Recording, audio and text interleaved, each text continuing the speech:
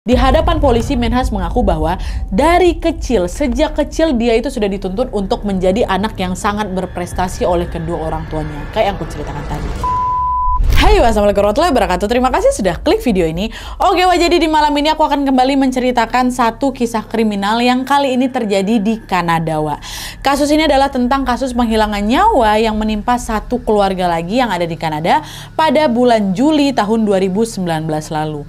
Kasus ini betul-betul menghebohkan masyarakat Kanada karena alasan dibalik tindakan itu hanyalah karena sang pelaku ini takut kebohongannya terbongkar menjelang mau wisuda. Pasti kalian penasaran kan, loh kok bisa Nadia, bukannya momen wisuda ini adalah momen menyenangkan ya? Itulah, Wak. Si pelaku ini memang agak lain. Biar aku nggak terlalu banyak spoiler di depan, kita langsung masuk aja ke ceritanya ya. Check it out.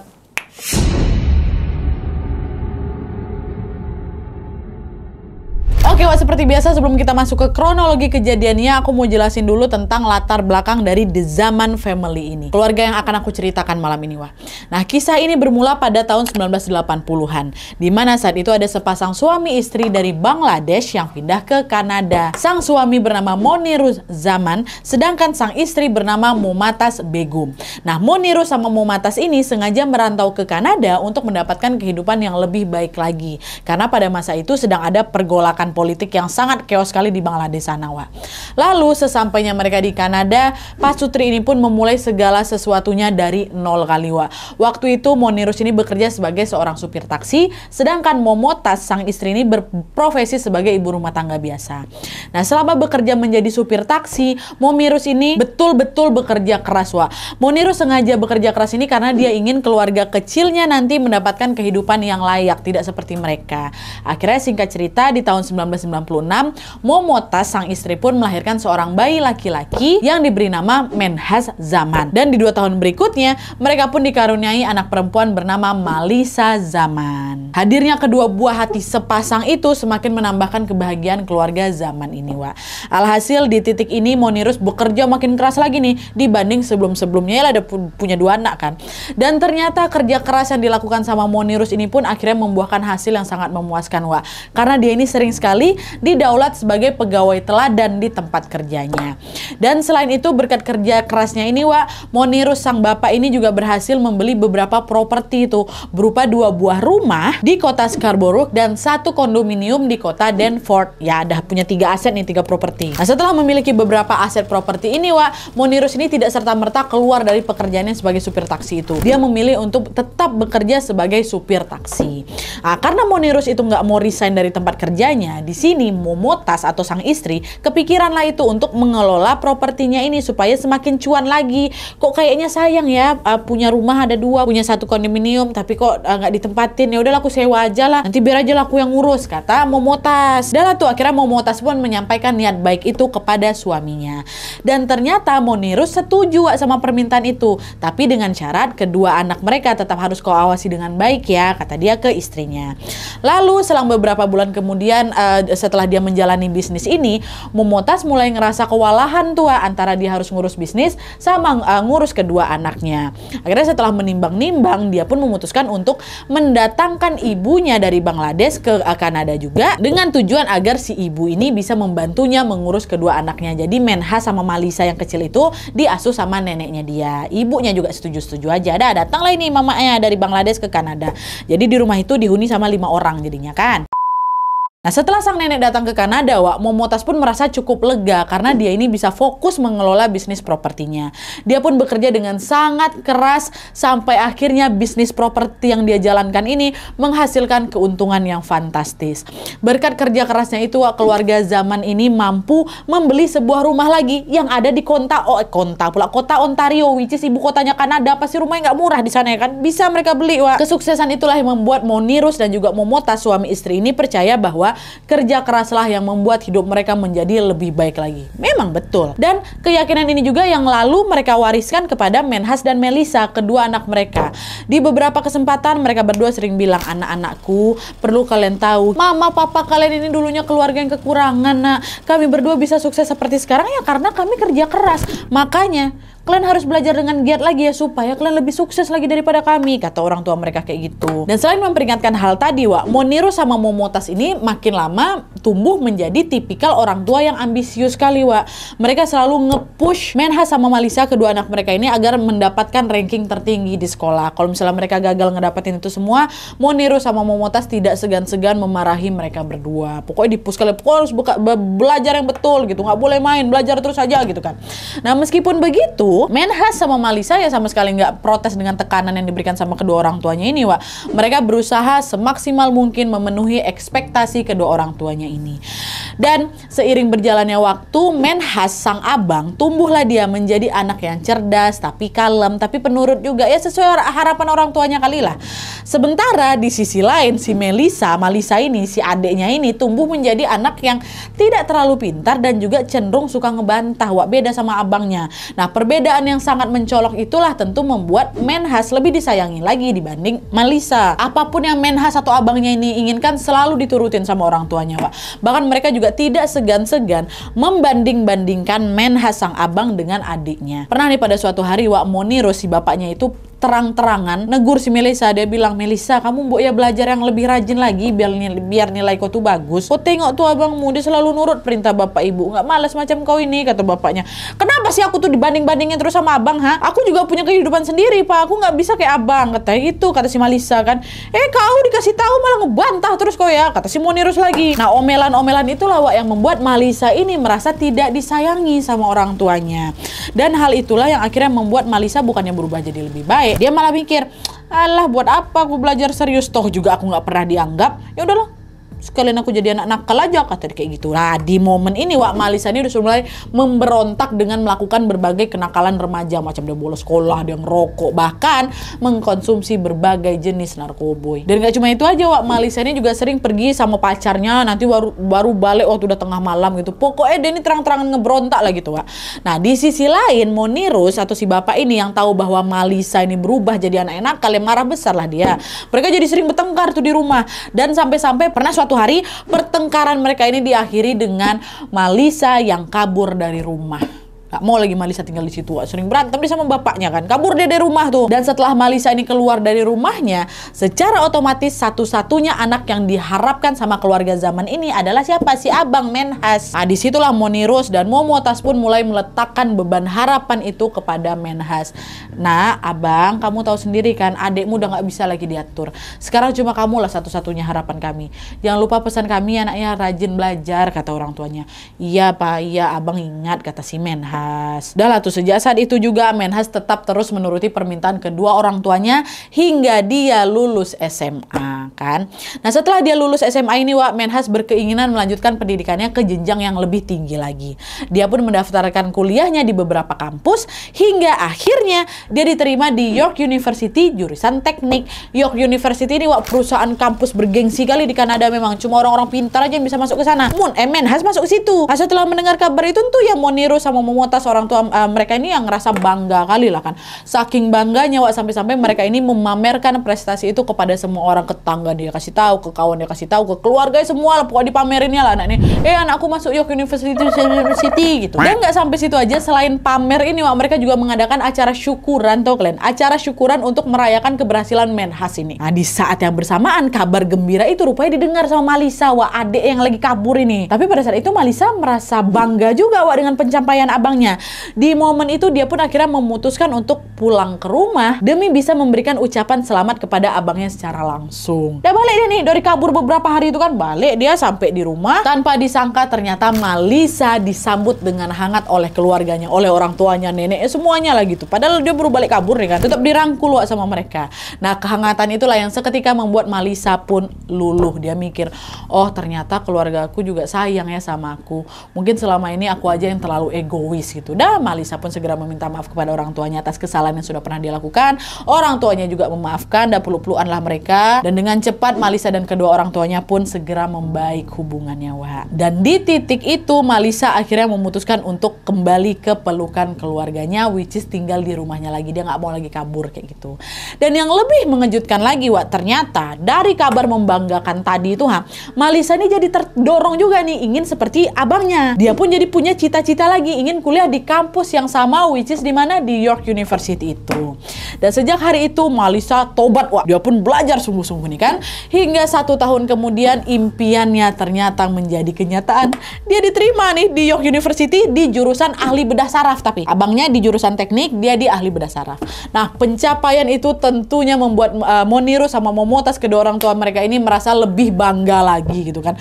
Mereka tidak pernah menyangka anaknya yang pertama bandel kali ini ternyata bisa berubah. Nah, dari sanalah wak lengkap sudah keinginan mereka. Mereka merasa puas karena didikan mereka selama ini akhirnya membuahkan hasil yang sangat-sangat memuaskan. Kedua anaknya masuk di universitas bergengsi lah gitu di Kanada. Tapi sayangnya kebanggaan mereka ini tidak berlangsung lama karena pada suatu hari terjadilah sebuah peristiwa tragis yang menimpa seluruh anggota keluarganya Zaman. Kok bisa Nan? Masuk.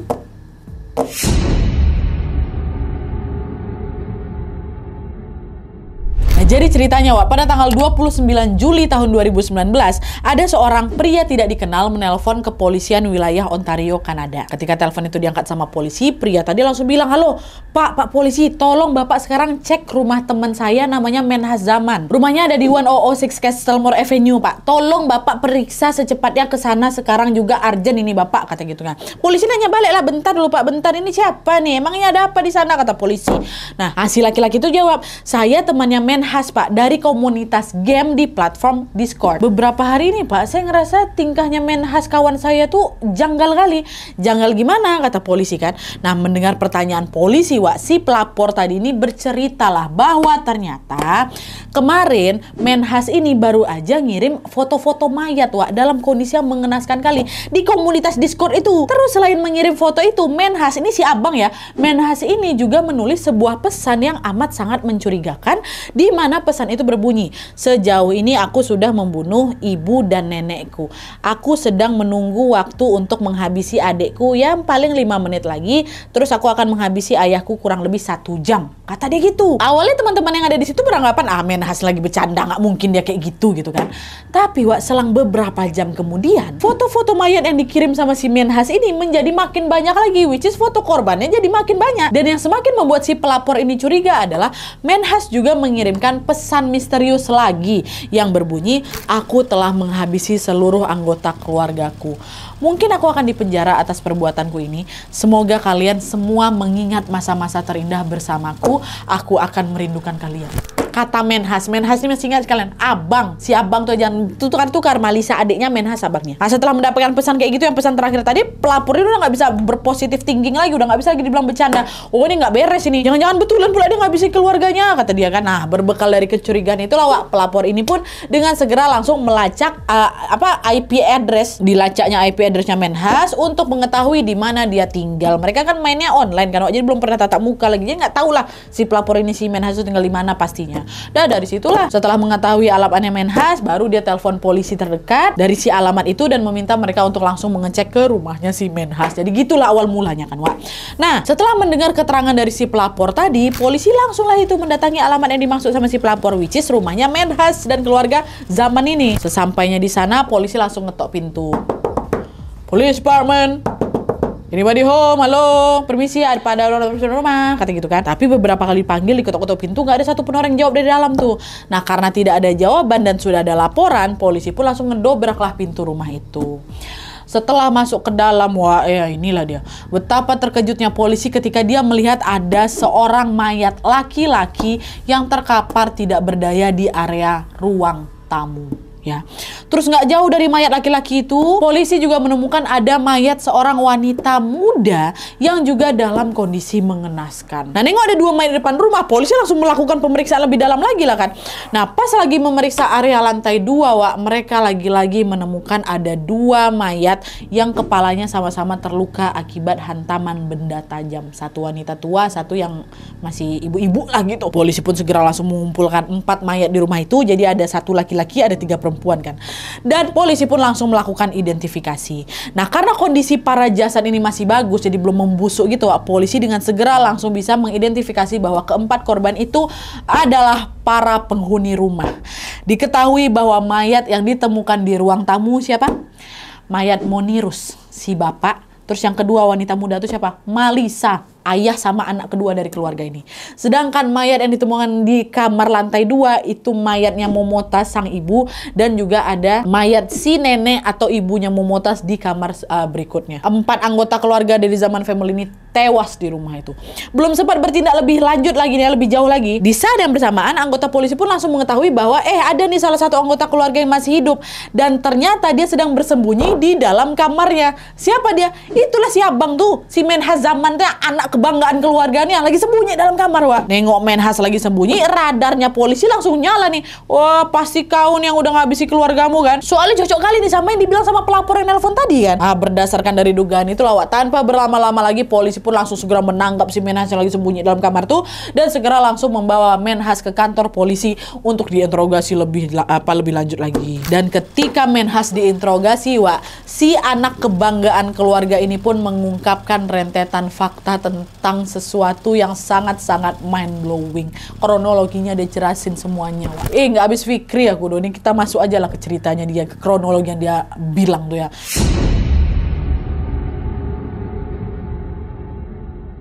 Nah, jadi sesampainya mereka di kantor polisi, Wak, Menhaz pun segera langsung dimasukkan ke ruangan khusus untuk diinterogasi. Ketika interogasi berlangsung, pertanyaan pertama yang langsung dilontarkan sama polisi apa? Apakah betul kamulah orang yang sudah menghabisi keluargamu? Menhaz jawab apa, Wak? Iya. Iya, katanya. Apa alasannya Menhaz? Nah, disitulah Wak Menhaz bercerita panjang lebar tentang dirinya dan juga keluarganya. Nah, ini kita masuk nih, Wak, ya. By the way, di sini kita mundurin lagi ya timelinenya ya, sesuai dengan pengakuan Menhaz. Inilah dia kronologinya. Jadi, Wak, di hadapan polisi Menhaz mengaku bahwa dari kecil, sejak kecil dia itu sudah dituntut untuk menjadi anak yang sangat berprestasi oleh kedua orang tuanya, kayak yang aku ceritakan tadi. Terus, lama-kelamaan Menhaz ini jadi ngerasa tertekan, Wak, stres, dia ditekan-tekan kayak gitu terus. Tapi, dia sama sekali nggak punya keberanian buat memprotes atau ngeberontak kayak adeknya, nggak bisa dia kayak gitu. Alhasil, dia pun hanya bisa diam sambil berusaha sekeras mungkin untuk bisa memenuhi ekspektasi orang tuanya. Nah, karena beban itu terlalu lama dipendam sama dia, Wak, secara perlahan-lahan Menhaz ini pun tumbuh menjadi anak yang introvert dan juga tertutup. Saking tertutupnya si Menhaz itu sampai-sampai Menhaz ini nggak punya kawan dekat, Wak, nggak ada. Kesehariannya cuma diisi dengan belajar gitu. Terus karena selalu belajar setiap saat, tuh ya jenuh lah pasti siapa ini kan si Menhaz ini. Nah, berawal dari kejenuhan itulah, Wak, pada suatu hari Menhaz pun melepaskan penatnya dengan bermain sebuah game online bernama RPG. Awalnya Menhaz main biasa-biasa aja nih, Wak. Tapi entah kenapa lama-kelamaan dia kecanduan. Dan sejak saat itu Menhaz pun selalu menghabiskan sebagian besar waktunya buat ngegame. Nggak peduli pagi, siang, sore, malam, dia ngegame aja gitu terus. Candu lah dia pokoknya di sini. Bahkan Menhaz ini juga nggak pernah keluar rumah, Wak, karena sibuk ngegame itu. Satu-satunya kegiatan yang membuat si Menhaz ini keluar rumah cuman waktu dia kuliah sama waktu dia sholat Jumat ke masjid waktu diajak sama bapaknya. By the way, mereka ini Islam, Wak, ya, lupa aku ingatin di awal tadi. Dia cuma waktu kuliah sama sholat Jumat. Selain dua kegiatan itu, Menhaz akan mengurungkan dirinya dalam kamar supaya bisa main game. Kalau ditanya ngapain, lagi belajar katanya, padahal main game. Mama bapak percaya aja sama dia, orang dia anak kebanggaan kok, pasti belajar terus, kakak tuh jangan diganggu-ganggu gitu kan. Nah, terus, Wak, seiring berjalannya waktu nih, kecanduan Menhaz ini pun semakin menjadi-jadi di situ. Dan selain membuat kecanduan, game itu juga ternyata secara perlahan-lahan membuat kepribadiannya Menhaz itu berubah, Wak. Berubah kayak gimana nih, Nadia? Jadi, Wak, di game RPG itu pemainnya tuh nggak hanya bisa ngegame aja, ternyata mereka ini juga bisa mengganti-ganti avatar sesuai dengan selera dan karakter si pemain. Selain avatar, ada juga platform Discord yang membuat para pemain ini bisa berinteraksi satu sama lain secara online. Jadi macam ada grup khusus gitulah, grup khusus game gitu. Nah, di sinilah, Wak, di forum Discord inilah Menhaz ini mulai menunjukkan sisi yang lain dari dirinya. Kalau di dunia nyata dia dikenal sebagai anak yang cerdas, anak yang pendiam, penurut, tertutup dan introvert. Di platform Discord itu dia membranding dirinya sebagai pria yang sarkas, pria yang berani, pria yang humoris gitu. Pokoknya berbanding terbalik kali lawak sama sifat dia yang sebenarnya gitu. Dan selain itu, Menhaz ini juga sering sekali mengirim chat atau juga nimbrung di obrolan orang-orang lain, seolah-olah dia ini ingin menunjukkan bahwa aku nih orangnya easy going kali loh, kayak gitu-gitu aja, so asik gitu. Dan ternyata upaya Menhaz ini nggak sia-sia, Wak, karena kepribadiannya tadi ternyata mulai mendapat perhatian dari kawan-kawan gamers online-nya ini. Banyak tuh orang yang ingin menjadi temannya si Menhaz, ya meskipun cuma teman online gitu, karena dia asik kali lah, easy easy going kali lah gitu. Nah, ngerasa punya banyak teman, dia pun akhirnya mulailah itu beraksi dengan membuat pengakuan-pengakuan yang sangat kontroversial, Wak. Kontroversialnya kayak gimana, Nadia? Jadi ternyata, Wak, di Discord itu Menhas ini mengaku bahwa dia ini sudah berpindah keyakinan dari yang awalnya Muslim jadi ateis katanya, alias dia nggak percaya sama Tuhan lah gitu. Dan nggak cuman itu aja nih. Yang lebih mind blowing lagi adalah di depan teman-teman online-nya itu, Menhas juga mengaku bahwa dia sudah berbohong kepada keluarganya terkait status pendidikannya, di mana ternyata selama ini Menhas tidak berkuliah di York University, Wak. Sebagaimana yang dia bilang ke orang tuanya. Tapi dia ini sebenarnya berkuliah di sebuah kampus yang bernama Senesa College. Ini kampus biasa-biasa aja, Wak. Oh, jauh kali lah sama York University. Ini di situ tempat dia kuliah ternyata. Dia ngakunya ke siapa? Ke kawan-kawan online-nya dia. Bohong nih sama orang tuanya, Wak. Dan di Senesa College pun, Wak, nilainya Menhas ini merosot tajam. Karena apa? Karena dia sering membolos demi bermain game. Dia ini kecanduan game kali, Wak. Dan sejak saat itu dia udah nggak pernah lagi pergi kuliah. Bahkan di titik itu ya Menhas ini hampir aja di DO dari kampusnya gegara nilai sama absensinya yang buruk kali. Dan parahnya lagi, Wak, meskipun sudah melakukan sebuah kebohongan besar itu, dia sama sekali nggak kepikiran mau ngaku ke orang tuanya. Alih-alih mengaku, Wak, ya Menhas ini malah menutupi kebohongan itu selama kurang lebih 4 tahun. 4 tahun ya nggak bilang kalau ma aku tuh di Senesa loh, ma bukan di York University. Anda. Dan setelah 4 tahun itu berlalu, Wak, suatu hari orang tua Menhas nanya lah, Bang Menhas, kamu kan udah 4 tahun kuliah nih. Kira-kira kamu wisudanya kapan, Nak? Mama sama papa ini udah nggak sabar kali nih pengen lihat kamu wisuda, kata mama bapaknya kan. Nah, dengar pertanyaan itu, panik si Menhas, Wak. Alhasil dia pun terpaksa berbohong dan menyebut sebuah tanggal secara random aja. Aku wisudanya tanggal 28 Juli, katanya gitu. Sembarang sebut aja dia tuh 28 Juli, udah bapak nanti siap-siap aja lah gitu. Oh, alhamdulillah, iya nak, kami pasti datang ke hari wisuda kamu. Dah lah tuh, saking nggak sabarnya nengok si Menhas ini wisuda, Wak. Mereka ini sampai menghitung mundur hari demi hari gitu loh, dengan perasaan yang bahagia. Ibu, alhamdulillah anak kita sebentar lagi mau wisuda. Sebentar lagi dia pasti akan bekerja di perusahaan yang bagus. Dia kan tamatan dari universitas yang bagus kan, Bu. Dan dia pasti nantinya akan punya kehidupan yang lebih baik lagi daripada kayak kita. Kayak gitu loh, Wak, pikiran orang tuanya Menhas. Padahal bohong Menhas nih. Udah tuh kan, Wak. Nah, di sisi lain nih, semakin hari berlalu Menhas justru makin panik lagi. Mendekati tanggal 28 Juli 2019, which is tanggal yang dia bilang tanggal dia wisuda itu, Menhas pun mulai kebingungan nih, mencari cara untuk bisa menutupi kebohongannya. Alah, kayak mana nih ya? Aku nggak mau keluarga aku tahu kalau sebenarnya aku nggak kuliah di York University nih. Kalau tahu pasti habis aku dimarah-marahin, kata dia kayak gitu. Nah, by the way, Wak, kalau ada yang nanya lah, kan adiknya juga kuliah di universitas itu. Nah, dia masa dia nggak tahu abangnya nggak kuliah di sana? Ini ternyata, Wak, kenapa adiknya nggak tahu? Mereka kan jurusannya beda. Jadi bangunan kampusnya juga beda sih. Abang kan katanya di jurusan teknik kan, dia di ahli bedah. Jadi inilah yang jadi alasan kenapa selama 4 tahun ini Menhas tuh aman-aman aja, nggak dicurigai juga sama adiknya, punya kesibukan masing-masing lah gitu, ibaratnya walaupun satu kampus kan. Nah, berbekal dari ketakutan tadi, gegara udah mau dekat tanggal 28 Juli nih, bukannya mengakui kesalahannya, Wak, Menhas ini malah terbersit sebuah niat yang sangat buruk, yaitu dia ingin menghabisi nyawa kedua orang tuanya. Langsung itu pikiran pertama, seperti yang paling bagus ku habisi nyawanya. Kayak gitu. Pertama kan dia mau ngabisin kedua orang tuanya aja. Tapi karena dia takut kejahatannya nanti terbongkar, dia pun ya udah berencana juga buat ngabisin adik sama neneknya yang juga tinggal di rumah itu. Udah lah, sekalian aja lah aku habisin mereka biar nggak ada yang tahu kalau misalnya aku bohong soal kuliah tuh. Toh mereka juga sama aja selalu menuntut aku jadi anak yang perfect. Ya adalah akhirnya nih, Wak, ya tanggal 27 Juli nih, 1 hari sebelum wisuda, Menhas pun mulai bersiap melancarkan aksi sadisnya itu, Wak. Di pagi hari yang cerah itu semuanya berjalan seperti biasa sebenarnya. Monirus bapaknya berangkat bekerja, Momotas mamanya pergi mengurus bisnis propertinya itu, Malisa dia pergi bukan pergi kampus, dia pergi bekerja part time di sebuah swalayan, dan satu-satunya orang yang ada di rumah tuh cuma neneknya aja lah, itu nenek masih tinggal di situ. Lalu menjelang siang hari, Wak, Momotas mamanya pulanglah itu ke rumah.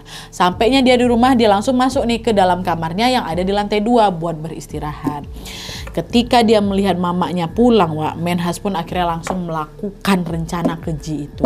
Detik itu juga Menhas pun menyusul juga ibunya ke lantai 2, dan di sanalah dia langsung menghantamkan sebuah linggis ke kepala mamanya berkali-kali sampai mamanya dead seketika. Dan nggak berhenti di situ aja, udah tewas mamanya kayak gituan. Menhas ini masih sanggup diambilnya pisau cutter di ituinnya ke leher mamanya.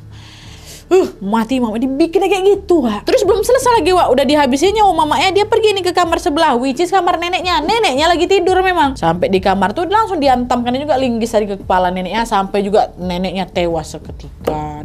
Nah, setelah menghabisi dua orang yang sangat mencintainya ini, Wak, di sini Menhas nunggu bapak sama adiknya balik, ya kan. Ntar lagi kok kuhabisi juga kalian gitu. Itulah di detik-detik itu tuh dia ngirim foto-foto tuh ke Discord tuh, yang dia bilang aku akan menunggu adikku kira-kira 5 menit lagi baru balik, bapakku mungkin 1 jam lagi. Nah, di situlah itu di titik itu kan. Lalu menjelang sore itu Wak, Malisa pun akhirnya pulang dari tempat kerjanya, dan pas baru dia melangkahkan kaki masuk ke dalam ruang tamu, Menhas yang udah standby ini langsung juga memukulnya dengan senjata yang sama, which is linggis tadi, sampai adiknya nih tewas. Adiknya tewas, dia tunggu bapaknya datang, mau nirus balik ke rumah, masuk ke ruang tamu tuh langsung dihabisinya juga bapaknya dengan cara yang sama persis. Semuanya dipukul pakai linggis kepala tuh. Tewas 4 orang tuh. Dan setelah menghabisi seluruh anggota keluarganya dengan keji ini, Wak, barulah di sini Menhas betul-betul merasa puas dan aman. Disitulah dia segera langsung mengambil handphonenya, di fotonya lah itu mayat semua keluarganya kan, dipamerkannya lah itu foto-foto tuh ke Discord tadi tuh. Dan yang lebih gilanya lagi, foto-foto tuh betul-betul terang-terangan dikasih, itu nggak ada disensornya sama sekali, macam dia mau pamer kalau aku baru ngabisin nyawa keluarga aku loh, kayak gitu. Sakit memang. Nah, dari sanalah baru aksinya itu dicurigai sama salah satu temannya, dan temannya yang melaporkan hal itu ke polisi tadi supaya dia ditangkap. Gitu kronologi awalnya, Wak, kronologi pembantaian itu gitu ceritanya. Si abang kebanggaan ini, kalian pasti di awal udah curiga sama si Malisa tuh kan, adiknya yang nakal itu kan. Enggak, Wak, anak kebanggaannya si abangnya. Dan setelah polisi mendengar pengakuan Menhas, Wak, polisi pun langsung menjadikan dia sebagai tersangka utama. Setelah persidangannya digelar, Wak, Menhas pun akhirnya didakwa atas tindakan kriminal tingkat pertama dengan tuduhan penghilangan nyawa yang sudah direncanakan. Dan atas kejahatannya itu, Menhas pun secara resmi dijatuhi hukuman penjara seumur hidup. Itulah kau. Ya Allah, kesal aku ya. Oke, Wak, jadi itu tadi kisah tentang Menhas Zaman, si anak kebanggaan ini yang dengan tega menghabisi nyawa semua keluarganya sendiri. Kasus ini betul-betul jahat dan mind-blowing kali kan, Wak. Aku tuh nggak bisa bayangin keluarga mereka yang nggak bersalah ini harus menjadi korban demi menutupi kebohongan si pelaku. Gegara sembarang nyebut tanggal 28 Juli ya, 1 hari sebelum dihabisinya itu ya, keluarganya, ya Allah. Cuma di sisi lain aku juga ngerasa sebenarnya parenting yang dilakukan sama orang tuanya Menhas ini mungkin agak kelewatan di matanya Menhas kan. Wak, kan di posisi dia. Bisa dibilang orang tuanya Menhas ini menganut sistem tiger parenting gitu kan. Jadi kurang lebih memang kejadiannya mungkin kalian familiar juga. Kejadiannya lebih kurang lebih sama-sama kejadiannya Jennifer Pan kan, Wak. Dari kecil mereka ini dipaksa belajar memenuhi ekspektasi orang tuanya yang terlalu dipush kali lah, sampai akhirnya muntap, gelap mata mereka dan akhirnya melakukan hal yang tidak pernah diduga ini. Tapi ya udahlah, meskipun tekanan Menhas sama Jennifer Pan ini berat kali ya, kita nggak sama sekali nggak boleh membenarkan apa yang sudah mereka lakukan ya, Wak, ya. Ngabisin kayak gitu ya tetap salah, nggak kayak gitu caranya tuh. Dari sini mungkin kita jadi sedikit tahu bahwa sebaiknya orang tua itu tidak memaksakan kehendak kepada anak-anak, karena mau bagaimanapun mereka itu adalah individu yang merdeka. Kalau aja mungkin mau niru sama Momotas ini bisa memberikan sedikit keleluasaan kepada Menhas, bisa jadi ya endingnya tidak setragis ini. Mungkin kalau aku bisa berpesan buat para orang tua yang lagi nonton video ini, semoga kasus ini juga bisa jadi pembelajaran buat kita semua, dan semoga kita semua dikuatkan pundaknya untuk menjadi orang tua yang lebih baik lagi untuk anak-anak kita. Amin ya robbal alamin. Jadi sekian dulu videonya. Gimana menurut kalian soal kasus ini? Tulis semua pendapat kalian ke kolom komentar di bawah, Wak, ya. Oke, Wak, jadi sekian dulu videonya. Terima kasih banyak yang sudah menonton. Kalau kalian suka video ini, klik like-nya. Jangan lupa komen di bawah tidak ada, dan saran-saran untuk video selanjutnya. Jangan lupa nyalain notifikasinya supaya kalian tahu kalau aku upload video baru. And as always, jangan lupa untuk klik tombol subscribe supaya kalian sama-sama tahu informasi menarik dan menegangkan dari channel aku.